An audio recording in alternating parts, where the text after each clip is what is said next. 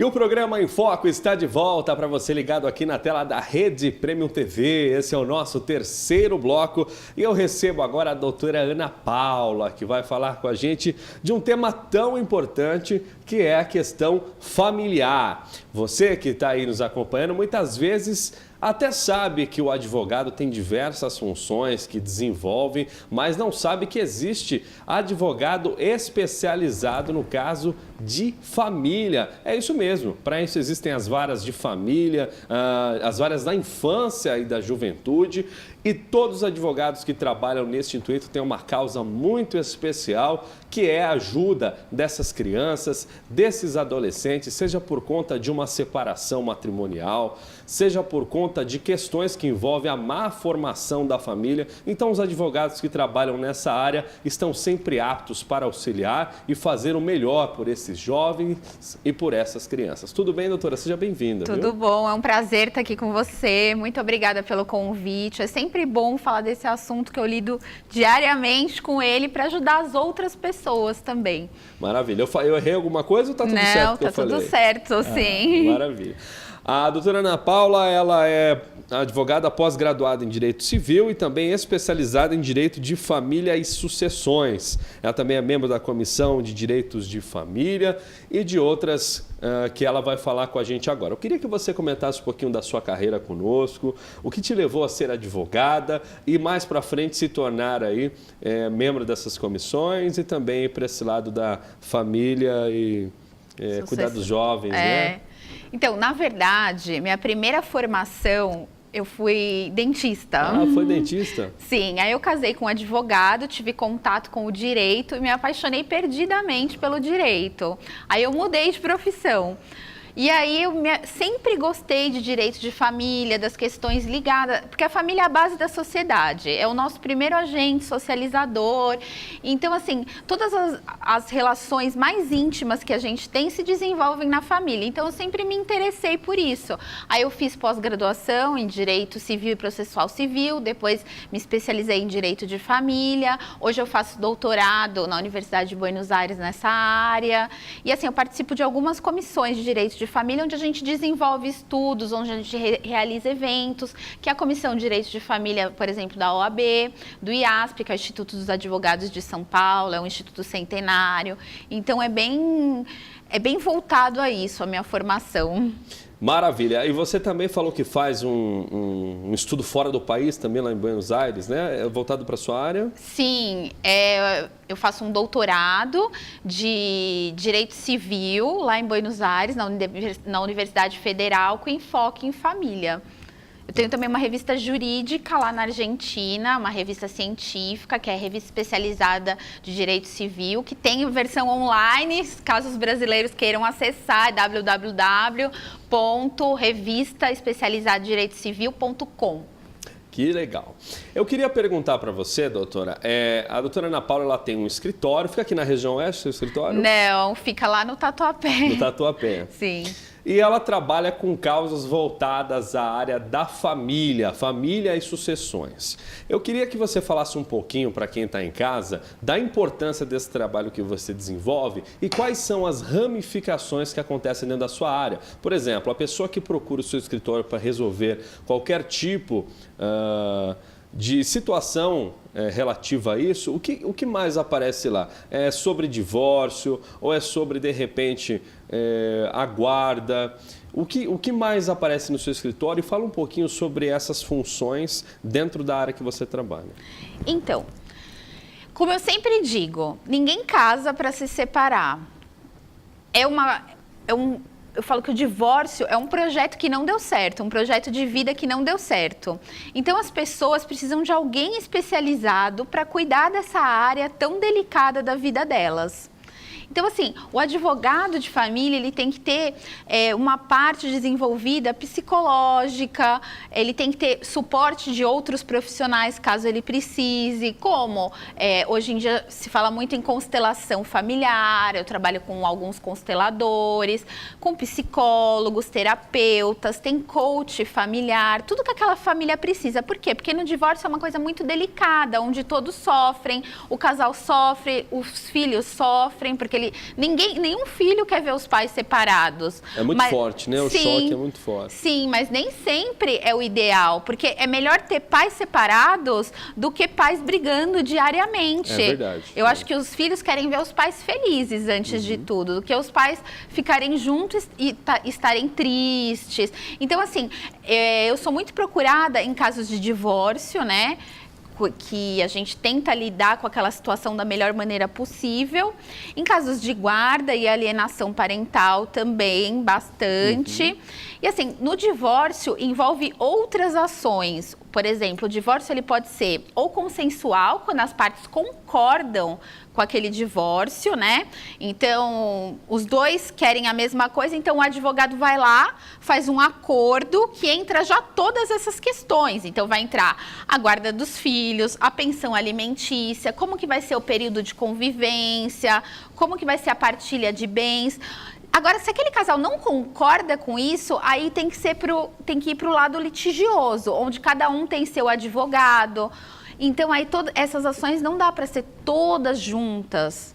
Então, aí separa e é mais desgastante, a família sofre mais. Eu sempre tento levar meus clientes para o lado consensual, para o lado do acordo, antes de tudo. O ideal é sempre tentar um acordo. É muito melhor, É né? muito melhor. E tem bastante pessoas que procuram resolver de forma extrajudicial nas câmaras arbitrais a questão do divórcio ou não? Não, as câmaras de arbitragem, elas só podem fazer arbitragem sob direito indisponível. Então, o direito disponível. Então, o direito de família é um direito indisponível. Entendi. Então, assim, ela pode ser feito através de mediação. Então, a mediação, o que é? É fazer com que as próprias partes cheguem num acordo. Então, é o ganha-ganha, porque quando você está no judiciário, um sempre vai perder e o outro vai ganhar. Então, um sempre vai sair revoltado, infeliz, e você dá o poder para o juiz decidir de uma questão tão íntima que é a família. Isso é verdade, né? E na mediação, acabam chegando num acordo e todo mundo cede um pouco, vai ter a oportunidade de um ouvir o outro, que nem sempre no processo judicial a gente tem essa oportunidade em uma audiência. Nas sessões de mediação, você vai desenvolvendo isso, então, além de chegar num acordo, você vai melhorando o relacionamento daquela família. Isso é ótimo, né, doutora? Porque muitas vezes o que acontece? Chega lá o cliente com uma situação e aí muitas vezes ele nem sabe que aquele problema que ele está levando para você, se ele conversar ou se ele procurar resolver de uma outra forma, ele pode resolver isso muito melhor, né, do que levar para a área judicial e de repente aí causar um constrangimento com a sua família. Às vezes uma própria orientação que você passa é algo ali que já resolve a situação. Né? O que a gente tem que ter em mente é que quando há filhos, tem que ser por via judicial, só que dá para ser por acordo, porque quando tem menor, o Ministério Público, que é o fiscal da lei, o promotor, ele tem que fiscalizar aquele acordo, para ver se aquele acordo está atendendo os interesses da criança e do adolescente. Agora, o divórcio ele pode ser extrajudicial quando? Quando não tem filhos menores e nem incapazes, né? Você falou de uma questão muito importante que eu já ouvi outras pessoas falarem aqui, veio o Gilson Biondo, que tem um programa na nossa grade, falou sobre alienação parental. Eu acredito que o telespectador não deva se lembrar desse assunto e eu também não o domino para falar com muita profundidade. Eu queria que você explicasse o que é esse conceito da alienação parental e como ele prejudica a família. Então, alienação parental é um dano moral para a criança. É você programar a cabeça da criança para ela odiar o outro genitor. Então, é você falar mal, é você não passar telefonema, é você proibir a visitação, é você mudar de cidade sem um motivo e até falsas denúncias de abuso. Falar que o outro genitor usa drogas ou comete abuso sexual até. São formas de alienação parental. É como se, por exemplo, um dos pais pegasse a criança como se fosse um objeto e prendesse para que os dois não tivessem acesso a essa Sim, criança. O intuito do alienador é o afastamento da criança para o outro genitor, entendeu? E assim, acontece de diversas É maneiras. muito frequente isso? É muito pra frequente, você, lá, é né? muito frequente. É que quem desenvolveu essa teoria da alienação parental foi Richard Gardner, que é um psiquiatra americano que desenvolveu, pesquisou as características dessa síndrome de alienação parental. Só que qual é a diferença? Você pode praticar atos de alienação parental que em algum momento a gente até chega a praticar de uma maneira muito leve, assim, que ocorre frequentemente, mas não dessa maneira tão grave, que é assim, é uma campanha reiterada ou essas denúncias tão graves, entendeu? Então, o Richard Gardner dizia que os atos de alienação parental reiteradamente eles levam à síndrome de alienação parental, que é quando a criança já tem falsas memórias, já está programada. Assimila, né? De tanto falar uma mentira para ela, ela tem aquilo como verdade, como né? verdade, exato. Aí você vê que a criança ela começa a usar termos de adulto para falar sobre aquele assunto, porque na verdade não foi ela que viveu aquilo, ela foi programada. Foi programada, é verdade. Por exemplo, tem pais que falam, inventam histórias do tipo, eu nunca fui amigo da sua mãe, a gente sempre brigou, mas sempre tiveram um bom relacionamento, por exemplo, só para fazer uma programação, denegrir a imagem do outro, tirar a autoridade, é um outro ato de alienação parental, falar, eu mando mais do que sua mãe, entendeu? Sei. É complicado, né? E todo mundo tem um caso ou conhece alguém que passou, ou está passando ou vem a passar Outra por coisa isso, que é muito comum, chega no dia da visitação e fala assim, olha, hoje não vai poder ocorrer a visitação, porque tem o aniversário de fulano, então fica sempre arranjando programas para dificultar o convívio da criança com outro genitor.